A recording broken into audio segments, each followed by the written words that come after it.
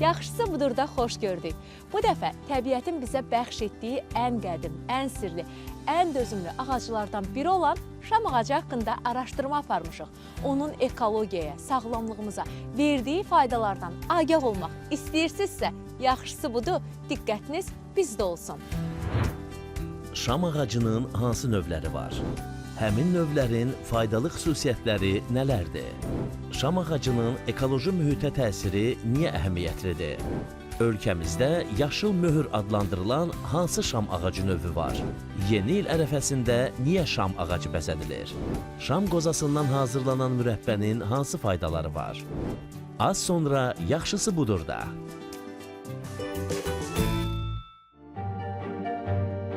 Şam ağacları yer üzündə təxminən 200 milyon il əvvəl meydana gəlib. Bəzi növləri 400-500 il, hətta əlverişli şəraitdə 800 ilə qədər yaşaya bilir.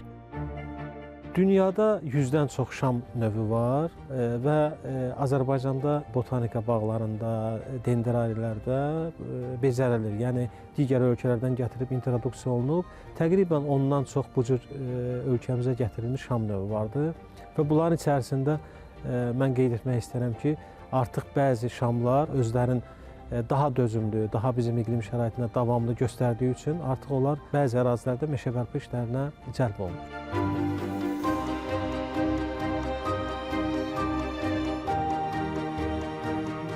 Şam ağacı dediyimiz çılpaq toxumlara, yəni açıq toxumlara aiddir. Bu bitkilər yer kürəsində ilk meydana gələn bitkilərdəndir.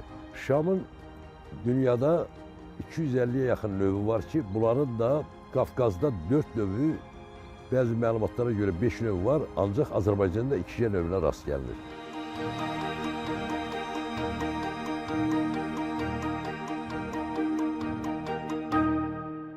Bütün ağaçlar, eyni zamanda şam ağacı, əgər təbii şəraitdə uzun ömürlü olur. Əgər o təbii şəraitdə 200 il, 300 il, bəzən daha çox uzun ömürlü olursa, süni şəraitdə, şəhər yaşıllıqlarında təbii ki, onun ömrü qısa olur. Bu da oranın demək, ağır iqlim, torpaq iqlim şəraiti ilə asılıdır. Təqribən 5 ilə 6 ilə artıq biz yeni əkilmiş şamların böyüdüyünü və bəzi hallarda artıq onların meşələşdiyini görürük.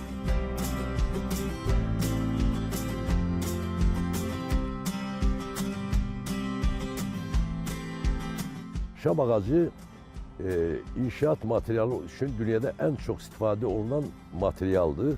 Eyni zamanda onların yarpaqlarından tutulmuş hər şeyi təsərrüfatda geniş istifadə oluna bilir. Şam ağacının ən çox yayıldığı Ağdəniz bölgəsidir. Avropadan tutmuş Aralıq dənizi deyirlər. O bölgə ilə ta Çinə qədər bir zolaq təşkil edir. Onlar biraz isti, mülayim qurşağı daha çox sevirlər və quru yamaçları çox sevirlər. Çox su olan yeri sevmirlər. Əsasən, yəni quru yamaçlarda, daşlı, kəsəkli olan yamaçlarda onların yaşıllaşdırması, onlarda yəni bitki örtüyü başqa orada heyvanların qorunması, quşların qorunması üçün çox böyük əhəmiyyəti var. Əgər fikir verərsə, hərdən televizordan deyirlər ki, Türkiyədə 200 hektar şam ağaçları yox oldu. Orada şam ağaçları, Eldar şamı yoxdur. Hamata var az bir miqdarda. Orada başqa növlər var. Brutya var. Bu bizimkilərdən fərqli o qədər də deyil. Nətər fərqli deyil. Yəni onlar daha isti olan iqlimi sevirlər. Daha isti olan yeri sevirlər. Onlarda hava nəmliyi çoxdur deyil. Ən çox Türkiyənin meşələrinin əsas hissəsini əmələ gətirən şamlardır. Şam ağacı təbii hava təmizləyicisi hesab olunur. O havaya fitonsidlər buraxır. Bu maddələr mikrobları məhv edir, tənəffüs yollarını rahatladır, stresi azaldır. Deyilənə görə şam meşəsində 1 saat gəzmək stresi elə azaldır ki, hətta o dərmanlarla belə müqayisə olunur.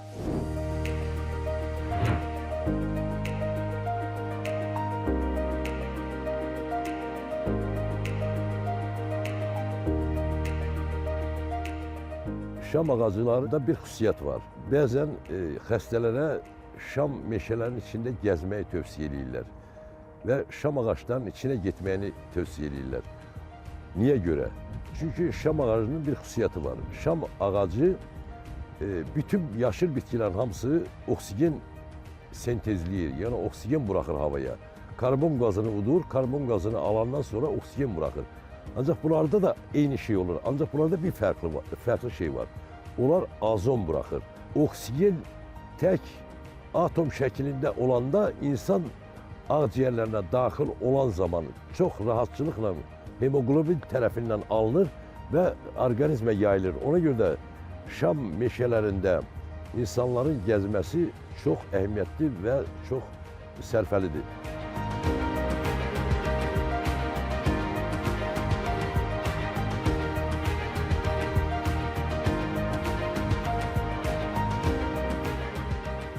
Əgər nəzərə alsaq ki, şam ağacı həmişə yaşıldır, yəni ilin bütün fəslində həmişə yaşıldır, şam ağacı və o həmişə yaşıl olduğuna görə onda fotosintez prosesi bütün il boyu davam edir və şamın bir xüsusiyyəti də var ki, şamlarda fitonsitlər olur, yəni şamlarda uçucu maddələrdir fitonsitlər. Ona görə də xüsusən də müxtəlif demək ərazilərdə, sağlamlaşdırıcı ərazilərdə, kurort ərazilərində daha çox şam ağaclarından istifadə olunur. Şam ağacının iynəyarpaqlı olması onun uzun yaşamasına şərait yaradır. Qışda qar dənələri elə onun yarpaqlarının formasına görə üzərində qala bilmir. Bir də qeyd edim ki, şam ağacı şaxtalı qışda belə fotosintezi tam dayandırmır, sadəcə yavaşladır. Ümumiyyətlə şam ağacları demək hava şəraitinə, deyək ki, iqlimin ağır şərtlərinə dözümlü ağaclardır. Ona görə də biz şam ağaclarını daha çox o ərazilərdə əkirik ki, orada digər ağacların əkilib becərilməsi çətinliklər yaradır. Xüsusən də şam ağaclarından istifadə olunur, eroziyaya qarşı əkinlərdə istifadə olunur, qoruyucu meşə zolaqlarında istifadə olunur və bu baxımdan şam ağacları yaşıllıqların salınması üçün çox önəmli bir ağacdır. Amma nəzərə almaq lazımdır ki, istər şam olsun, istər digər ağaclar olsun, ümumiyyətlə yaşıllıqlar salınan zaman yaşıllığın 30%-dən artıq iynəyarpaqlının əkilməsi məsləhət deyil. Ona görə ki, o getdikcə əgər biz daha çox kütləvi şam meşəlikləri salanda orada təbii ki, yaşıllıqlarda, torpaqda torpağın turşulaşması prosesi gedir və o digər bitkilər üçün, onların əkilib çoxalmaq üçün çətinliklər yaradır.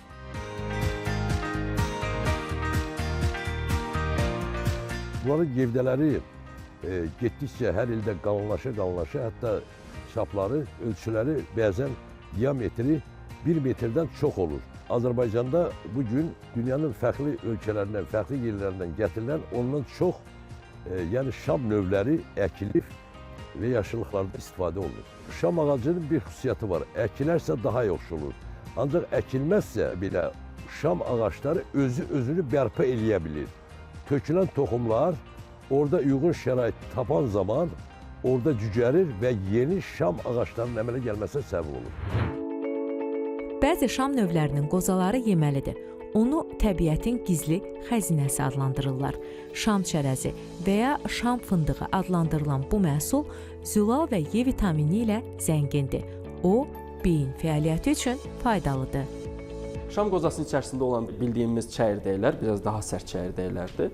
O, hətta ağız boşluğu infeksiyasına qarşı istifadə olunur, udulağa da aiddir bu. Amma bunu çox istifadə eləməyək, gün ərzində 5-6-dan çox istifadə eləsəz, bağırsağın motorikası azalır, qəbzlik yarana bilər, hətta babasil yarana bilər. Belə bir yan effektləri var.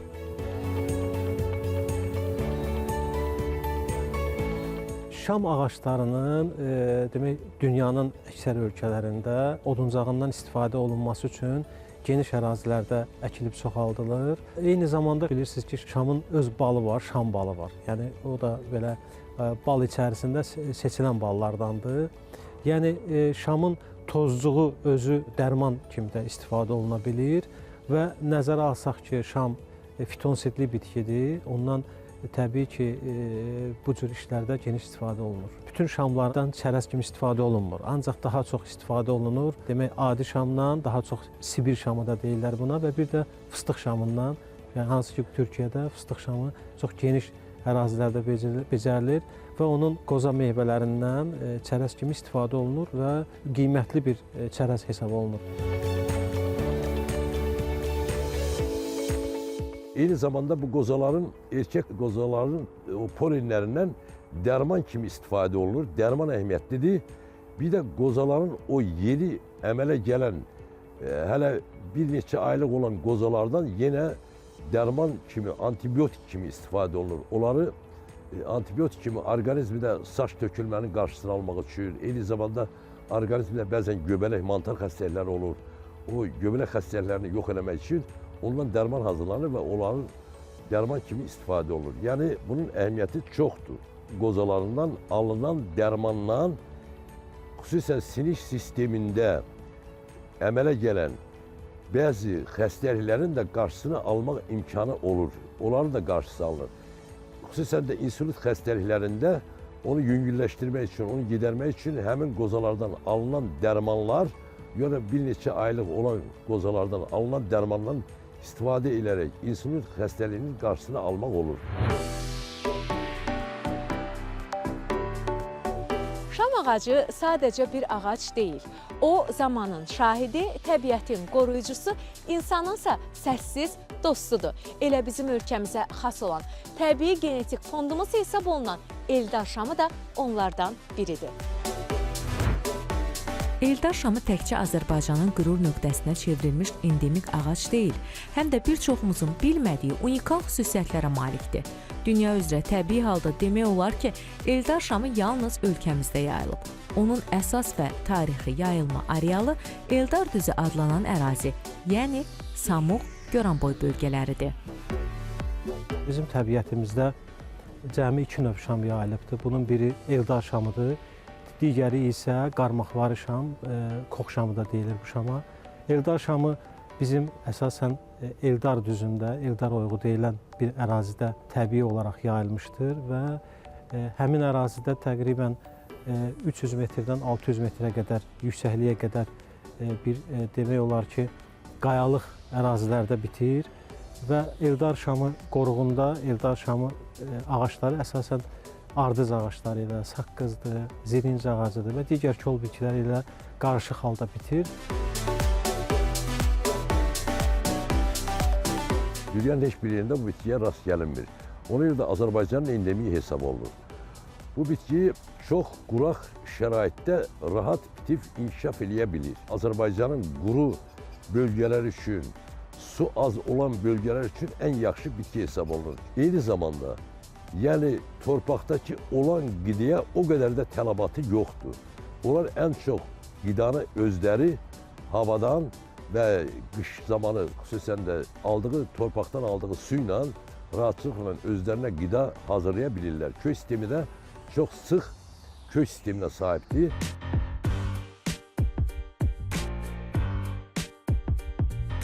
Keçən əsrdən artıq bu ağac növünü Azərbaycanın digər bölgələrində, xüsusən də Bakı şəhərində geniş şəkildə əkməyə başladılar. Bu da ondan irəli gəldi ki, Eldar şamı daha çox quraqlığa davamlıdır və tez böyüyəndir və əsas üstünlüyündən biri də ondan ibarətdir ki, Eldar şamı həmişə yaşıldır. Yəni qışda da digər enli yarpaqlı ağaclar yarpağın tökdüyü bir vaxtda ümumiyyətlə şam ağacları onlar yarpağın dəyişir, düzdür. Təxminən 3-4 ildən tədricən dəyişir. Biz onu o qədər də hiss etmirik. Amma estetik baxımından yaşıllıqlarda çox istifadə olunur. Azərbaycanda digər yayılmış şam isə demək qarmaqvari şam, Kox şamı da deyilir buna. Qarmaqvari şam əsasən Göygöl Milli Park ərazisində, Zakatala Milli Park ərazisində yayılıbdır. Çox az bir hissəsi isə biz rast gəlirik Tovuz rayonunun Şamlıq kəndi ərazisində təxminən 1500-1600 metr dəniz səviyyəsindən yüksəklikdə, amma quraqlığa dözümlüyünə görə, demək hava şəraitinə, xüsusən də şəhərin ağır iqlim şəraitinə, demək havada olan toza, qaza və digər çirkləndiricilərə daha çox davamlı olduğuna görə bizim şəhərlərdə, parklarda və yaşıllıqlarda daha çox Eldar şamı əkilib istifadə olunur.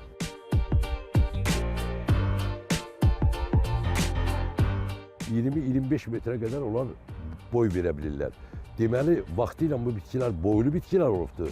Azərbaycan təbiətində bol olubdur. Ancaq sonradan, dediyim kimi, iqlim dəyişkənliyi ilə bağlı olaraq, iqlim torpaq şəraitinin dəyişməsi ilə bağlı olaraq onların miqdarı getdikcə azalıb, yalnız o bölgədə qalıbdır. Əgər irəlidə o qorunmazsa, onu da kökü kəsilib tamamilə yer üzündən silinə bilər. Onunla quraqlığa davamlı olduğuna görə artıq dünyanın bir sıra ölkələrində, xüsusən də Orta Asiya ölkələridir, İrandır, Əfqanistandır, hətta Amerika Birləşmiş Ştatlarında belə Eldar şam ağacın artıq quraq ərazilərin yaşıllaşdırılmasında əkib becərirlər. Bütün şamlar olduğu kimi, bəli, Eldar şamlarında da o fitonsidlik xüsusiyyəti var və şəhərin ağır iqlim şəraitinə davamlıdır, dözümlüdür. Ona görə də ondan əkib becərilir, yəni şəhər mühitində. Son illərdə Azərbaycanda biz, xüsusən də bizim meşə xidməti, qara şamdır, qızılı şamdır, sarı şamdır və bu növlərin artıq biz bəzi ərazilərdə əkininə başlamışıq, sınağına başlamışıq. Çünki onlar Eldar şamından fərqli olaraq daha fərqli bioekoloji xüsusiyyətlərə malikdir. Xüsusən də nəzərə alsaq ki, fıstıq şamının qoza meyvələrindən çərəz kimi istifadə olunur və eyni zamanda estetik baxımından və böyüməsi baxımından onlar fərqli xüsusiyyətlərə malikdirlər. Hesab edirik ki, bu cür şamların ölkəmizə gətirilməsi bizim belə deyək ki, bioloji müxtəlifliyimizi zənginləşdirəcəkdir. Araşdırmalara görə Eldar şamı olan ərazilərdə insanlarda allergik reaksiyalar daha az müşahidə olunur.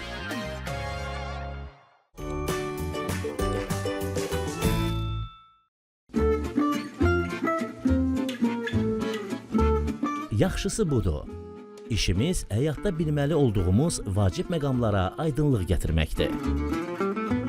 Şam qozasından xalq təbabətində çox qədimindən mürəbbə hazırlanır. Ətirli, tünd rəngli və şəfalı təbii məhsuldur. Bu mürəbbə xüsusilə yaşıl şam qozasından hazırlanır.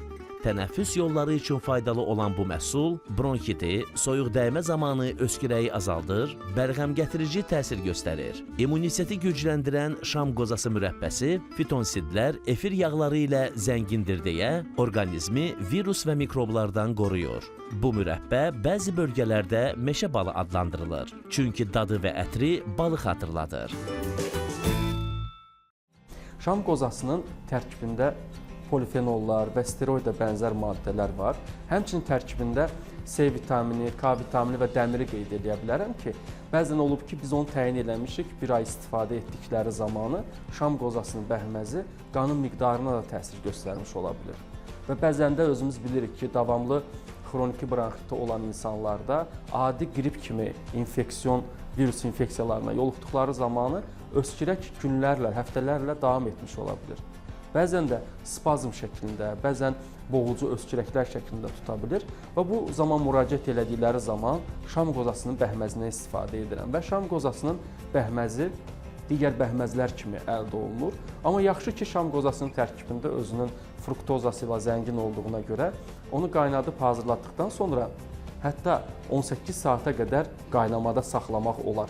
Və o hazırlandıqdan sonra onu əlavədən kənardan şəkər istifadə etməyi tövsiyə etmirəm. Çünki əgər şam qozasının özünün öz dadı çıxırsa və insanlar da çox rahat şəkildə onu istifadə edə bilirlər. Bəzən bir sıra bitkilər var ki, bronx genəldici təsirlər göstərir. Məsələn, bu da şam qozasının tərkibindəki olan steroidə bənzər maddələrin hesabına eyni nəticəyə gətirib çıxarda bilir ki, məsələn, bəlğəmin xasiyyətində, xaric olunmasında, ifrazatının artırılmasında böyük rol oynayır.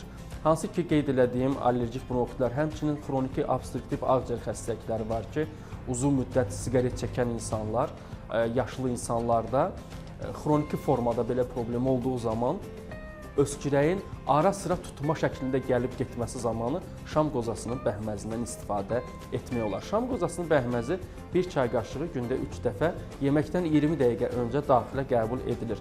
Bunu 1 yaşdan yuxarı uşaqlar istifadə edə bilərlər.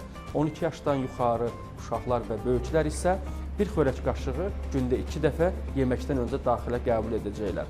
4-6 həftə müalicə kursudur. Şam qozasını tək şəkildə də istifadə edə bilərsiniz. Bir sıra bitkilərlə və arı məhsullarından istifadə olunması zəruridir. Məsələn, şam qozasını propolis gövhəri ilə bərabər istifadə etdikdə həm antibakterial özəlliyi olur, həm öskürəyi aradan götürür.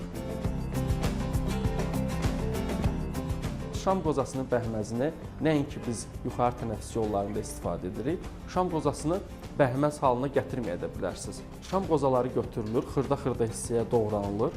Doğranıldıqdan sonra alma sirkəsində hazırlamaq daha məqsədə uyğundur. Onun sirkədə hazırlanmış forması var ki, o sizin qan dövranınızı yaxşılaşdıra bilər. Həmçinin həzminizi yaxşılaşdıra bilər. Məsələn, bağırsaq motorikasını artırır, qan dövranını yaxşılaşdırdığına görə bəzən şam qozasının spirtdə çıxarışı cövhərini təzyiqi yüksək olan insanlar istifadə etdikdə təzyiqinin aşağı salınması da müşahidə olunmuşdur. 100 qram götürülür şam qozası, xırda-xırda hissələrə doğranılır və 1 litr alma sirkəsi. Onun içərisinə doğranmış xırda hissəciklər toplanır. Banka şəklində olsa daha yaxşı olar. Gün düşməyən, qaranlıq, quru, sərin yerdə saxlanılır. 10 gün saxlandıqdan sonra amma hər gün gətirib həmin o hazırlanacaq məhsulu qarışdırmaq lazımdır. Hazırlanmış məhlul sonra süzülür. Süzüldükdən sonra şam qozasının əldə olunan sirkəsini birbaşa içilmir. Götürülür 20 damcı 50 milli suya və bu damcıların sayını arta-arta istifadə edə bilərsiniz. Səhər-axşam yeməkdən 2 saat sonra və yaxud da yeməkdən 1 saat öncə daxilə qəbul edilir.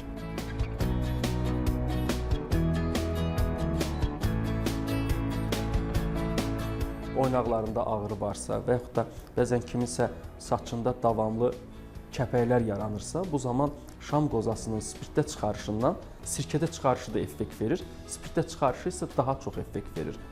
Həmin saçınızı yuduqdan sonra o seborreik dermatit və yaxud da kəpək varsa, bu zaman saçınızı yuduqdan sonra alınmış məhluldan suya qarışdırılır 1-in 5 nisbətində. Məsələn, götürmüsünüz 50 milli, 250 milli suyu da qarışdırırsınız və qarışdıqdan sonra bu məhlulu götürüb saçınızın dibinə vura da bilərsiniz və yerli masaj da eləyə bilərsiniz. Xırda-xırda hissələrə doğranılır. Doğranıldıqdan sonra isə üyütmə şəklinə gətirəcək qədər üyüdürsünüz və üyüdükdən sonra 100 qramlıq əldə olunan şam qozasının üyüdülmüşü tam xırda şəkildə gəlir. Onu bəzən tam yaxşı üyütməyəndə o sərt şəkildə qalır. İnsanlar onu çox rahat istifadə edə bilmirlər. Ona görə daha çox duru ballarda onu qarışdırıb macununu hazırlaya bilərsiniz.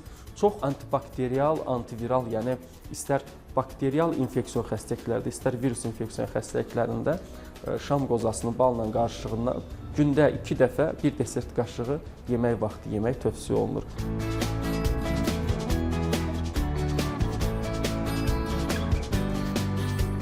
Onu da qeyd eləmək istəyirəm ki, şam qozasının istifadəsinin çox müsbət təsirləri olduğu ilə yanaşı, istər mineral özəlliyi, istər vitamin C özəlliyi və polifenollar, steroidə bənzər maddələr hesabına qeyd elədiyim kifayət qədər yaxşı təsirlər var. Amma yan təsirlər də var. Əgər kimdəsə kəskin mədə xorası varsa və yaxud da bağırsağın qeyri-spesifik xoralı kolit və ya Kron xəstəliyi varsa, bu qeyd elədiyim məhsulun istifadəsi məhdudlaşdırılmalıdır. Şam ağacı bir çox mədəniyyətlərdə ümid və yenilənməni simvolizə edir. Elə buna görə də yeni ildə məhz şam ağacını bəzəyirlər.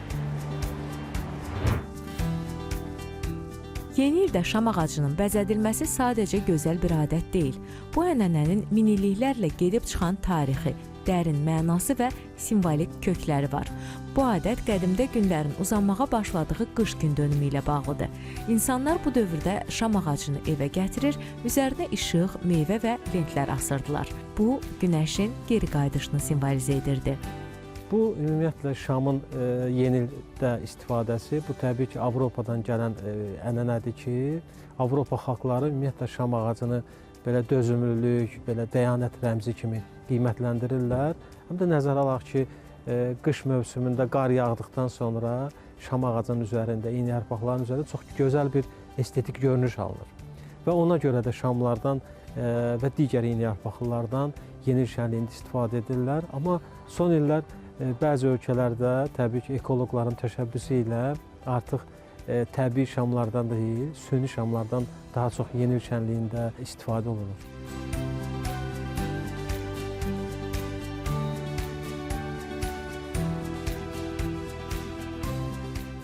Evlərə qoyanda onlarda olan qətranın çox gözəl iyisi olduğu üçün evə xoş ətir yayır. Ona görə də ən çox istifadə olunar. Hətta şunlardan bunun ətri çox yüksək olduğu üçün, yaxşı olduğu üçün.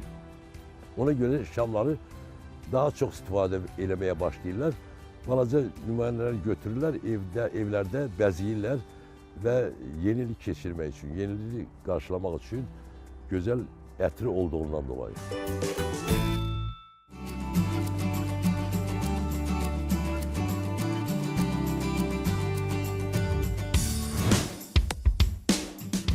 Şam ağacı haqqında olan araşdırmamızın sonuna gəldik. Sanki şam ağacı qışın soyuğunda da yaşıl qalaraq bizə öyrədir ki, əsl güc fırtınaya qalib gəlmək deyil, gələcək günəşli günlərin olacağına ümid etməkdir. Mən də ümid edirəm gələn həftə evinizin qonağı olarıq. Hələlik!